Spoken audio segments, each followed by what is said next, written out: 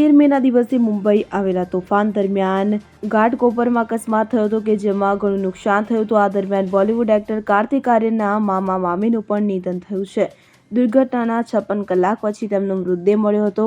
કાર્તિક આર્યનના મામા મનોજ ચાંસોરિયા ઇન્દોર એરપોર્ટ પર ભૂતપૂર્વ ક્રિકેટર હતા કે તેઓ તેમના પત્ની અનિતા ચાંસોરિયા સાથે તેમના દીકરાના અમેરિકા મળવા જવાની તૈયારી માટે મુંબઈ આવ્યા હતા. અમેરિકા જતા પહેલા જ તેઓ થોડા દિવસ મુંબઈમાં રહેવાના હતા. તેવામાં તેમના દીકરા યશની તેના માતા પિતા સાથે વાત ન થતાં તેણે સંબંધીઓનો સંપર્ક કર્યો. એવામાં યશને જાણવા મળ્યું કે તેના માતા પિતા મુંબઈના તોફાનમાં ફસાઈ ગયા છે. આથી મામલાની તપાસ કરતા 56 કલાક બાદ તેમનો મૃતદેહ મળ્યો હતો. ઓથોરિટી દ્વારા કાર્તિક આર્યનના મામાનો ફોન ટ્રેસ કરતા તેમનું લાસ્ટ લોકેશન પેટ્રોલ પંપ પાસે મળ્યું હતું. મૃતદેહ મળ્યા બાદ ગુરુવારે તેમના અંતિમ સંસ્કાર કરવામાં આવ્યા હતા. Bureau report CN24 news. હવે જુઓ દેશ દુનિયાની તમામ ખબરો તમારી આંગળીના ટેરવે.